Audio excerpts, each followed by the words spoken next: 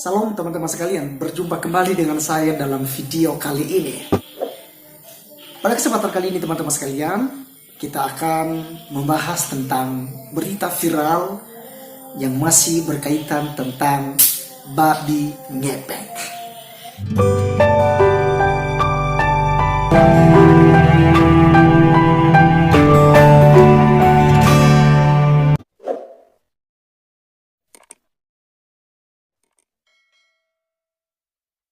Bupati ditolak sepulau Jawa.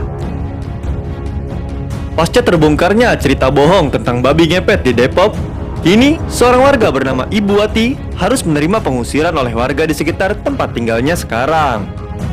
Pasalnya, sebelum hoax babi ngepet terungkap, Wati sempat menuduh tetangganya sebagai pelaku babi ngepet karena menganggur namun terlihat memiliki banyak uang. Dari kemarin saya udah tanda Pak, orang ini dia bertanda, dia nganggur tapi uangnya banyak. Saya udah lewat rumahnya, udah saya lempar ke suatu tempat, dia ketahuan. Ini hari Selasa, emang saya yang nyuruh. Setelah cerita kebohongan babi ngepet terbongkar, Wati pun langsung membuat video permintaan maaf kepada warga Depok, khususnya masyarakat Kampung Baru. Nah, saya mau minta maaf atas video yang tadi saya ucapkan. 1000 minta maaf dari ujung kaki sampai ujung kepala. Saya benar-benar minta maaf dengan keterangan saya atau ucapan mulut kasar saya tadi. Saya mohon maaf yang sebesar-besarnya kalau memang ini buat menyakitkan warga Kampung Baru atau orang Jaya. Namun, permintaan maaf Wati sepertinya tidak cukup bagi masyarakat setempat. Warga beramai-ramai meminta Wati untuk angkat kaki dari tempat tinggalnya sekarang. Mohon izin untuk melakukan tindakan kepada Ibu Wati. Terus saya pertanyakan apa yang mau dilakukan. Ada yang mau dilapor, ada mau digeruduk ramai-ramai. Akhirnya saya relai, kata saya jangan, lebih baik cari solusi terbaik gitu begitu. Ini meminta warga Kampung Baru ini agar Ibu Wati diusir dari kampung sini gitu. Nah, begitulah videonya teman-teman sekalian. Jadi, apa yang terjadi ini, itu semua disebabkan karena berita hoax. Mari kita bahas hal ini secara bersama-sama. Namun sebelumnya teman-teman, alangkah lebih baiknya jika kita belajar firman Tuhan terlebih dahulu. Kita buka firman Tuhan di dalam Matius pasal yang ke-12 ayat 37. Di mana Tuhan Yesus berkata di sana, "Karena menurut ucapanmu kamu akan dibenarkan, dan menurut ucapanmu pula kamu akan dihukum." Nah teman-teman, dibenarkan juga oleh pepatah yang mengatakan mulutmu adalah harimaumu. Oleh karenanya teman-teman sekalian, mari kita menjaga kata-kata kita. Mari kita menjaga ucapan-ucapan kita, apalagi ya dalam negara Indonesia ini di mana ada undang-undang ITE. Jadi apa saja yang kita ucapkan kita harus bertanggungjawabkan. Belum lagi jika firman Tuhan berkata bahwasanya segala sesuatunya, ucapan yang sia-sia yang kamu sampaikan itu juga akan dihakimi nantinya oleh Yang Maha Kuasa. Oleh karenanya teman-teman, kita kembali kepada Matius pasal 12 ayat 37.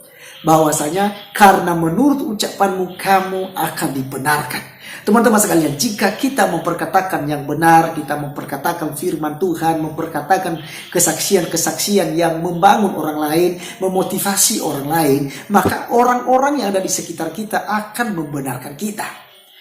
Dan begitu juga sebaliknya, jika kita ya mengatakan hal-hal yang tidak benar, hal-hal yang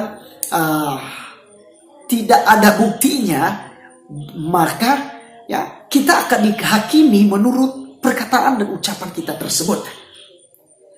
Jadi demikianlah yang terjadi di beberapa hari yang lalu, yaitu seorang ustadz yang memanipulasi karena mencari popularitas dan juga ingin mendapatkan uang banyak, dan dia melakukan bisnis yang begitu simpel, yaitu pembodohan terhadap masyarakat yang ada di Depok. Jadi teman-teman sekalian, ini sangat menarik. Ya, bukan hanya saja ustadznya yang terseret dalam masalah besar, Ya, tentu saja seperti firman Tuhan berkata bahwa menurut ucapanmu kamu akan dibenarkan, dan menurut ucapanmu pula kamu akan dihukum, diadili. Dan itu sudah terjadi kepada saudara kita yang Ustadz Ibrahim ya. Namanya Ustadz Adam Ibrahim. Teman-teman, bukan hanya dia saja, tetapi dia juga menyeret temannya yang memberikan berita hoax. Mungkin saja karena dia iri dengan tetangganya. Dia iri dengan orang yang ada di samping rumahnya atau di depan rumahnya, yang mungkin punya usaha secara online. Punya usaha tanpa harus mengeluarkan keringat, tanpa harus sibuk-sibuk. Dan oleh karena jarang keluar rumah, dan juga dia katakan bahwa masih pengangguran, sehingga Ibu Wati dia memfitnah tetangganya. Ibu Wati ini ya punya ide, punya prasangka dan juga dugaan seperti ini teman-teman sekalian. Karena viralnya pernyataan Ustadz kaleng-kaleng ini. Ketika dia berkata bahwa uangnya sudah hilang 1 juta hingga 2 kali teman-teman sekalian.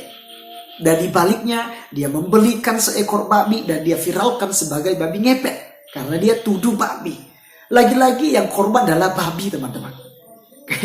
Ya, saya tidak tahu seperti apa pola pikir daripada Ustadz ini. Tetapi pada dasarnya teman-teman sekalian, apa yang disampaikan oleh firman Tuhan tadi, bahwa menurut ucapanmu engkau akan dibenarkan, dan menurut ucapanmu pula engkau akan dihukum atau dihakimi. Dan Ustadz sudah menerima upahnya, ya, penghakimannya. Belum lagi di akhirat teman-teman. Ini masih penghukuman di dunia. Dan demikian juga kepada Ibu Wati yang memfitnah tetangganya, punya praduga, punya pikiran negatif terhadap tetangganya yang tidak bekerja katanya, tetapi banyak sekali duitnya. Ini menarik teman-teman sekalian. Dan menurut ucapannya itulah dia juga diadili oleh masyarakat di Depok. Ujung-ujungnya teman-teman, masyarakat bermufakat untuk mengusirnya dari kos atau rumah di mana dia tinggal. Oleh karenanya, kiranya kejadian ini ya memberikan kepada kita peringatan dan juga menjadikan nasihat buat kita masing-masing. Ternyata jika kita menebarkan fitnah, berita bohong, ada konsekuensinya, ada hukumnya teman-teman sekalian. Jadi Ustadz kena 10 tahun penjara, dan Ibu Wati juga yang termakan isu, termakan omongan dari sang Ustadz, menerima juga hukuman dengan diusir oleh warga dari tempat kediamannya. Sangat miris dan ya kasihan teman-teman. Apa boleh buat? Apa yang menjadi ucapannya itu harus dipertanggungjawabkan. Sekali lagi, pepatah di Indonesia berkata, mulutmu adalah harimau. Ini juga perkataan terhadap bintang yang punya bintang Leo, di mana dikatakan bahwa mulutmu adalah harimau. Maka mulut ini kita jaga supaya kita tidak terjerat di hukuman. Untuk teman-teman sekalian, kiranya video kali ini menjadi berkat buat kita semua. Tuhan Yesus memberkati. Salam.